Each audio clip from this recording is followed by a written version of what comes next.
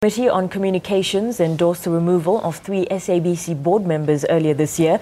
This was shared at a briefing by Communications Minister Faith Muthambi. Former SABC Board non-executive directors Hope Zinde, Rachel Kalidas and Ronnie Lubisi were removed as board members. This after the board passed a vote of no confidence in the trio.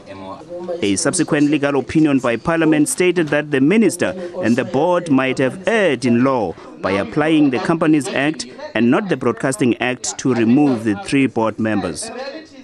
The committee initially accepted the legal opinion and asked Muthambi to respond. She came out guns blazing, armed with her own legal opinion. It is not the function of the Portfolio Committee to tell, or Parliament to tell the executive which law must be applied to any particular circumstances over the other legislation. Muthambi also described Parliament's own legal opinion as unprecedented. It's not the function of Parliament or a committee of Parliament to declare the provisions of the Companies Act and that of the Broadcasting Act to be in conflict to one another.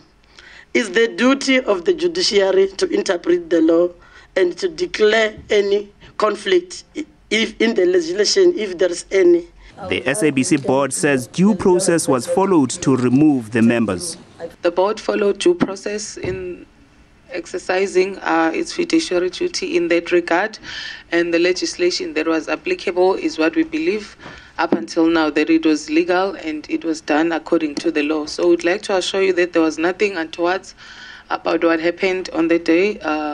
The removals were done in terms of the law. Muthambi's legal advisor also told the committee that the 3 failed to challenge the decision within the 20 days prescribed by the Companies Act. The 3 former directors that you're talking about, they've never went to any court.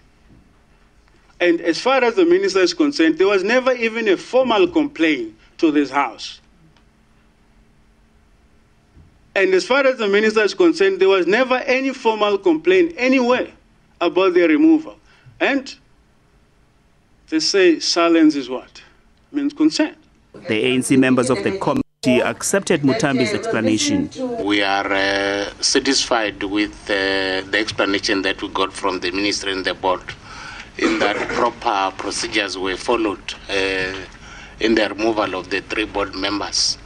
But this drew strong objections from some opposition members in the committee. I'm absolutely flabbergasted by the U-turn that the ANC has done today. It's very disappointing indeed. What we should be concluding as the committee is that we have tried to persuade the minister. She has resisted. The next step is for Parliament to take this matter and be tested in a court of law. Since there is no complainant on this issue, it means even the removed board members are happy where they are. Because a person, if he's not happy, will raise her objection or his objection. And I'm saying that we support the minister. It seems that by accepting Muthambi's version, the committee has ditched the earlier legal opinion it received from parliamentary legal advisors. Vuyani Green, SABC News, Parliament.